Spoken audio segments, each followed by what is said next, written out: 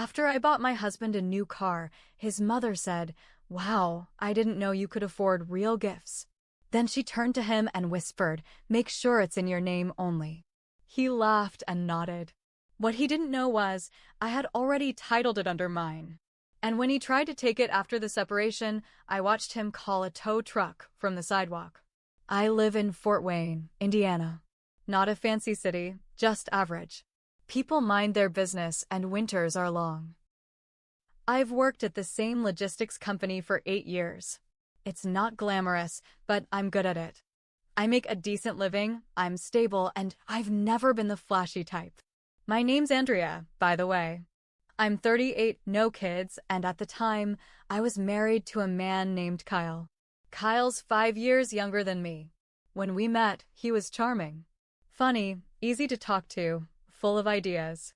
That was his thing, he always had big dreams. He was trying to launch a tech startup, and I believed in him. At first, I supported him while he worked on his project. I paid most of the rent, the bills, groceries, everything. He'd pick up some freelance gigs now and then, but it was mostly on me. I didn't mind, at first. By year 5 of our marriage, he still hadn't made any real money. He was always just one step away from a breakthrough. I was tired, but still hoping things would change. That's when the Ford broke down. We shared an old 2011 Ford Fusion that gave us more stress than it was worth. It died on I-69 one night while he was driving to his friend's apartment. I had to leave work early, call a tow, and cover a $1,400 repair. That night, I sat down and thought, I've had enough. So I decided to surprise us both. I started looking for something new. Reliable. I didn't want to keep throwing money at junk. I settled on a silver 2021 Toyota RAV4. Clean, practical, good gas mileage. I paid for it outright. $31,000 from savings. I didn't even tell Kyle until the day I drove it into the driveway. He was outside, washing the Fusion when I pulled in. He looked up, dropped the hose, and walked over with this huge grin on his face. "Holy crap, Andrea. Is this ours?" "Yep. All ours." He looked like a little boy. Ran his hand along the hood. Opened the doors, peeked inside, then said, "Damn, babe. You really did it." I smiled. We needed something that worked. I figured this was long overdue. He kissed my cheek. For the first time in a long time, I felt appreciated. That feeling lasted 2 days. His mom came over that weekend. I knew she'd have something to say. She always did. From the moment we got married, she didn't like me. Said I dominated him. Told people I only married him because I couldn't get someone my own age. I bit my tongue more times than I can count. But this time, she took things too far. She stood next to the RAV4 like it was a prize on a game show. "Wow," she said, loud and sarcastic. "Didn't know you could afford real gifts." I said nothing, just smiled. Fake smile. Then she turned to Kyle, pretending I couldn't hear. "You make sure it's in your name only," she said. "Don't be stupid." With women like this, Kyle laughed. He didn't look at me. Didn't correct her. Didn't say, "It's Andrea's gift. She paid for it." He just nodded and laughed. Right then, something in me cracked. I walked back into the house, went straight to my file drawer and checked the car title again. Just to see it. Just to remind myself. Andrea M. Simmons. Only name on it. I made sure of that the day I bought it. Not because I didn't trust him, but because I was the one who paid. I never thought I'd need that little piece of paper. Now it felt like a shield. From that moment on, I started watching him closer. He started acting different, distant. He was always texting someone, smiling at his phone, turning the screen when I walked by. He went on networking trips that didn't make sense. No photos, no updates. I stopped asking. I knew something was off. One morning, he left his laptop open in the kitchen. I was getting ready for work and saw a message pop up. "Miss you already, M." I clicked. Her name was Melissa, a yoga instructor from Kalamazoo. They met at a tech retreat I had paid for 2 months earlier. The messages were disgusting. Long chains of flirty talk, pictures, plans to meet again. I scrolled through weeks of it. And then I saw what he said about me. She's uptight. Always tired. Controlling. She barely notices when I'm gone. Just using her stability until I'm on my feet. That one hurt. I didn't cry. I just closed the laptop and sat there for a while, staring at the table. That night, I didn't say anything. I needed time to think. So I started preparing. I opened a new checking account in my name only. I slowly moved money. I got a consultation with a divorce lawyer. I backed up every text, every email, every receipt, even screenshots of his GPS showing overnight hotel stays. 3 weeks later, I sat him down and told him I wanted a separation. He didn't argue. He didn't even ask why. Just said, "Yeah, that's probably for the best." Like we were deciding what movie to watch. He started packing the next day. We agreed he'd stay with a friend while we figured things out. Then he tried to take the car. "You can keep the Fusion," he said, standing in the kitchen like he was doing me a favor. "I'll take the RAV4. "You mean my RV4? I said. "Come on, Andrea. You hardly drive. You work from home most days. It just makes sense." "It's not about sense. It's about ownership." He squinted. "Are you really going to be like that?" I walked to the drawer and pulled out the title. Slid it across the table. He stared at it. "You put it in your name only?" "I paid for it." "Of course I did." He muttered something under his breath and stormed out. The next morning, I saw him pacing in the driveway, phone to his ear. I stepped outside. "What are you doing?" He looked annoyed. "I'm calling a tow truck." "For what?" "For my car." "Wrong again." "You seriously gonna stop me?" "Already did. Officers on the way." He laughed like I was bluffing. Then the police arrived. He tried to talk fast, act like he had a claim. But the officer asked for proof of ownership. I handed over the title, registration, and insurance. All in my name. The officer turned to Kyle and said, "Sir, if you touch this vehicle again, she has the right to press charges." Kyle stood there on the sidewalk, humiliated. I watched the tow truck drive off empty. He never saw that car again. That was just the start. After the tow truck left and the cop gave Kyle a warning, he stormed off. Didn't even look back. I thought maybe that was it, that he'd just disappear and leave me alone. I was wrong. A week later, I got a call from my credit card company. Someone tried to open a joint card in both our names. I never gave permission. They flagged it for fraud. I knew immediately who it was. I texted him. "Me, you trying to ruin my credit now?" "Kyle, you left me with nothing. I'm just doing what I have to." "Me, you're doing exactly what your mother raised you to do, mooch off women." "Kyle. Careful what you say, Andrea. Things can get ugly." I reported it. Froze my credit. Pulled all the rest of my accounts under two-step verification. I wasn't taking chances. That same night, I got home from work and found the Fusion with 2 flat tires. Someone had slashed them. A brick sat by the curb with a note under it. "Enjoy driving your precious car now, bitch." I called the police again. They made a report but said unless I had cameras or a witness, there wasn't much they could do. So I got cameras. Front yard, backyard, garage, everything. I even installed one in the hallway inside the house. And I stayed at my sister's place for a while, just in case. A week later, the footage caught him. At 2:16 a.m., he walked onto the property.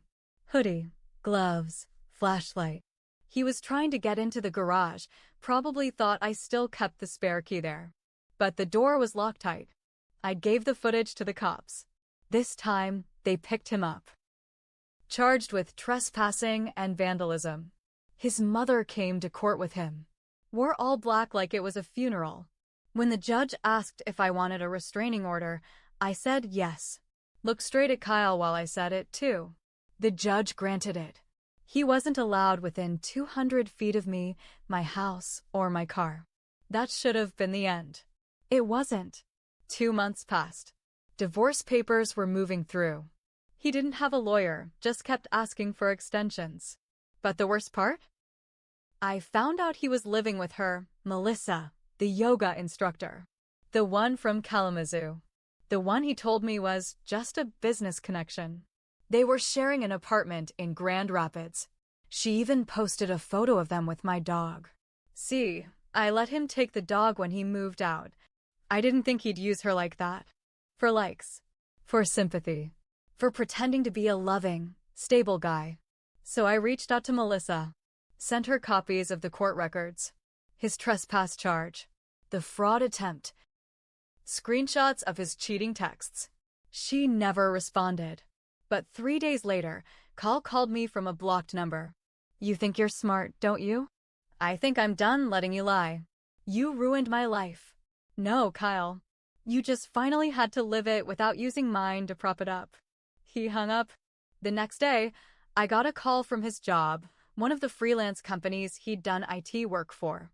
He'd listed me as a reference without asking. I told them the truth. They didn't hire him. And after that, he vanished for a while. Until the divorce hearing. That's when the final storm hit. The final hearing was set for a Wednesday in late September. I remember because it was raining that morning, and I stood outside the courthouse watching the drops roll down my windshield, wondering if he'd even show. He did, and he brought his mother. She walked in first, holding a thick folder and glaring like she was ready for battle. Kyle followed behind her, looking like hell. He'd lost weight. Eyes sunken, hair messy. But the worst part was the smug smile he gave me when he sat down. His mother handed their evidence to the judge like it was going to blow the case wide open. It was laughable. She had printed emails between Kyle and me, cherry-picked phrases that tried to make it look like I was emotionally abusive. Out-of-context texts where I was asking where he was at 2 a.m.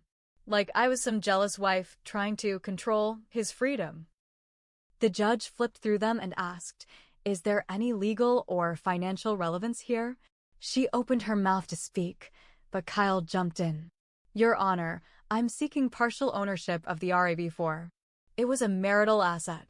The judge raised an eyebrow. Was the vehicle purchased with joint funds? I handed over the bank statements, the bill of sale, the title. All in my name. All paid from my separate savings account. Kyle stammered. She bought it while we were married. That makes it community property. No, the judge said, not in Indiana. Not when it's purchased solely with separate funds and titled under one name. Then came the twist. He pulled out his folder. Your Honor, he said, I also want to address a breach of marital trust. My lawyer rolled her eyes. Kyle stood and said, she accessed my laptop without permission. She invaded my privacy and exposed personal messages.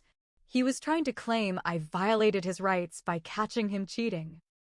The judge asked, did you leave your device unsecured in a shared home? Yes, but then it's not a breach. Sit down. That was the first time I saw Kyle's mask really crack. He sat, jaw tight, knuckles white. But it wasn't over. Right before the hearing ended, my lawyer stood up. We'd also like to address the slashed tires, Your Honor, and the restraining order violation caught on camera 3 weeks ago. Kyle looked like he'd been punched. His mother gasped. That's a lie. I pulled out the photo. It was a clear shot. Him standing behind the dumpster outside my office building. Hood up, but the face was unmistakable. Dated. Time-stamped. Less than 100 feet from me that day. He'd followed me. The judge didn't say much. Just made a note, then told us a final ruling would be issued in writing within 2 weeks. That night, Kyle sent me one last message. I hope it was worth it. I didn't reply. But it wasn't over yet. Because 2 days later, Melissa called me. She was crying. She told me Kyle had emptied her bank account. He said it was an emergency and that he'd pay her back. Then he disappeared. He blocked her. Deleted everything. Vanished again. She asked me, "Did he do this to you too?" I almost laughed. Worse. That's when I realized something. Kyle wasn't just a bad husband. He was a scammer. A full-on parasite. And his next victim was already in his sights. Melissa and I stayed on the phone for nearly 2 hours that night. She told me everything. How Kyle had convinced her to open a joint account so they could start fresh together. How he said he was building something big, a new app, and needed access to capital while he waited on a business loan. She gave him her savings. Over $9,000. Gone. She was broken. But more than that, she was angry. I gave her the number to my lawyer. A week later, the divorce ruling came in. Final. No shared property. No alimony. The car was mine. House stayed in my name. He got nothing. 3 days after that, I got a call from his cousin, Danny. We'd always been friendly. Danny worked at a pawn shop in Toledo.